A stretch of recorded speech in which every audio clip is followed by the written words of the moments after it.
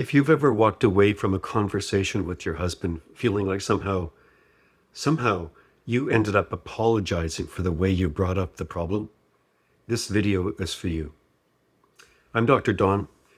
We work with professional, accomplished women that are navigating emotionally complicated marriages. Women who are intelligent and successful, and often completely blindsided by how their own words get turned against them. Today, I want to give you something practical. 5 phrases, things that I hear women say all the time that, when said to a husband with narcissistic traits, will almost always backfire. Not because you're wrong for feeling them, but because of the way they land on his psychology. It'll cost you more than they're worth. Stay with me through all 5, because number 3 is the one I hear most often, and it might be the most important thing that you hear today. Before we begin, a word about this. I want to be clear. Saying any of these things does not make you a bad wife. It makes you a human being in pain, doing what people in pain do, reaching for words to try and make connection and make someone understand. It doesn't work, but narcissistic dynamics don't respond to normal communication. What works in a healthy marriage, expressing frustration, setting limits, being vulnerable. In a healthy marriage, that works, and it gets reciprocated. But in a marriage to someone with narcissistic traits, those very same things can be systematically used against you, weaponized, if you will. So knowing what not to say isn't about silencing yourself. That's key. It's about protecting yourself. Huge difference. Here's the first one. You always do this, or you never listen to me. Words like always and never are absolute, and in a conversation with someone with narcissistic traits, absolutes are like throwing gasoline on a fire. Instead of engaging with your concern, he'll immediately pivot to defending himself against the word always. Even though if it's 99 times out of 100 true. So the actual issue you raised suddenly disappears, and you end up apologizing for your phrasing rather than the point that you're trying to make being heard. Here's the thing. He hears an attack, not a feeling, right? He doesn't hear you sharing your feeling. He hears his fragile ego coming under attack. And so the conversation becomes about the word choice, not the wound beneath it. So a safer way to express the same need might go something like this. I felt really alone in that moment, and I need you to understand why that hurt. So you stay in the feeling, you stay in the specific, and there's nothing to argue about there. Number 2, don't ever say, you're acting just like your mother or father. This backfires. It's one of the most destabilizing things you can say, and with a narcissistic spouse, it will be weaponized. He will store this and use it against you for years. Again, he will not hear the pain behind a comparison, no matter how accurate it is. He'll hear an assassination of his character, and he will most likely respond accordingly with rage, or maybe cold withdrawal, or a calculated counterattack designed to hurt you where you are most vulnerable. And he knows where you are most vulnerable. So what actually happens is you lose the argument immediately, even if you were 100% right? The issue becomes the insult, not the behavior. So a safer way that you might express the same need. When this happens between us, I feel like I'm disappearing. I need us to find a different way. So you're staying present, you're staying in the marriage, and you're not reaching for his family history as ammunition. This isn't about being perfect. It's about being strategic and wise to protect yourself. So here's number 3. I know you're feeling this sometimes, but the phrase that is just going to backfire if you use it is, I can't do this anymore. I can't do this anymore. This backfires because it's said in a moment of your desperation, and this phrase is meant to express exhaustion and perhaps reach out for, something constructive from him. But to a person with narcissistic traits, it's interpreted as a threat that has to be neutralized, or an invitation in a playing poker kind of way to call your bluff. You see, if he feels threatened, he's most likely going to escalate the conflict dramatically and or punish you emotionally for days. If he senses you don't mean it, he'll file it away as proof that you'll never really leave, which gives him permission to continue to behave in the way that he's behaving because he's learned you're not serious about that threat. So what's actually happening between you, either outcome leaves you more trapped, more gaslit, and more depleted than before. So a different way to try it: don't declare your emotional exhaustion in the heat of the conflict.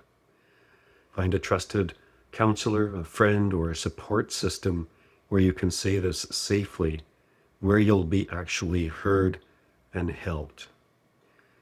This is where our free Detox Your Marriage community is a real blessing for women in your situation, because that's exactly what we're doing. It's a free, moderated, private space of women that are navigating the same difficult journey with our expert support. Here's number 4.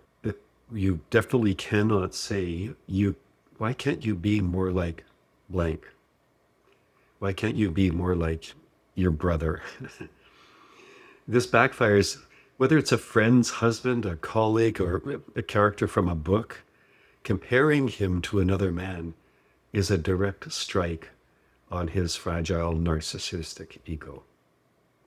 And the narcissistic ego does not absorb strikes. It reflects them. There's no universe in which he will think, she has a point. What he will do is he will think, she admires him and she disrespects me. And so what follows can be a campaign to prove dominance, to punish your perceived disloyalty, which is not what you're doing, or simply erase you emotionally until you beg to come back, through punishment and withdrawal. So again, what's actually happening in the room is that perceived comparison poisons the room. The real conversation about what you need and trying to express it in a way that you think that he would understand, that never happens. So a safer way to express the same need. I've seen what it looks like when I feel really supported. And I want to feel that with you. Can we talk about what that could look like? So you're framing it as a desire, not a deficiency, and not a comparison, not an attack. Number 5, this one's tempting too. It's fine, you win. Fine, you win, or some variation of that. So this feels like your surrender, a way to end the stupid, pointless conflict and get some peace.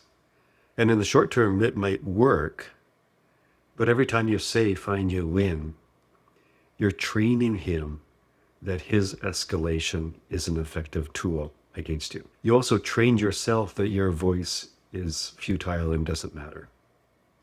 And so over time, these small surrenders accumulate into a profound sense of loss of yourself. And the dynamic of the narcissistic marriage, the surrenders are rarely forgotten. They become evidence in his archive that you were always the problem. You were always the one that backed down, always the one who couldn't handle a real honest conversation. So what's happening in the relationship, the conflict pauses, the power dynamic deepens, right? He's feeling more powerful, you're feeling more disempowered. You become quieter and he becomes bolder. Safer way that might work better is, I'm not going to keep going right now. I'm not going to keep going right now. I need some space. I'd like to come back to this later. See the difference? You're not surrendering. You're setting a boundary and naming your intention to return. That is very significant, very powerful. Naming the intention to return doesn't seem like a big deal, but the big deal is that you're actually speaking indirectly to his fear of abandonment. We don't have time in this video to get into the fullness of his psychology, but it's very likely, we've discovered this from working with many, many women in relationship with narcissistic men, that contrary to the bravado, the dominating, the hostility, the apparent power of him, he's actually terrified of abandonment. And so the setting a boundary, I'm not doing this now, I'll return to this later, speaks indirectly to his fear of abandonment. Very important. Here's what I want you to hear before you go. None of these five are things that you should never feel. They're things that you deserve to feel and deserve to have heard. So the issue isn't your feelings. It's the container you're trying to pour your feelings into and communicate them to a man with a high level of internal threat. A husband with narcissistic traits is not a safe container for your rawest emotions. I'm sorry to have to say that, but that's true. Which means you need somewhere else to take them. Somewhere that's safe, somewhere that is confidential, and somewhere where someone finally helps you to understand what's actually happening and what's actually possible to do about it. If that's where you're at, I want to talk about some next steps. There's a link in the description that will take you to sign up for the Detox Your Marriage community in the school platform. It's a private, moderated space where you can interact with us, but also interact with, hear the story of other women that are navigating the same journey. It's free, it's private, and there's no narcissism inside. So that's one thing. In the description, you'll also see a link where you can schedule a brief conversation with us. Not the whole 9 yards, but just a brief 15, maybe a 20-minute conversation where we'll just sort of hear your situation and kind of map out what change would look like for you to recover yourself primarily and very possibly change the dynamic in the marriage. You don't have to keep doing this alone, and you don't have to keep getting hurt by your own words used against you in a dynamic that was never designed to be fair to you. You were made for peace. Let's help you find it again. I'm Dr. Don, and I'll see you in the next video.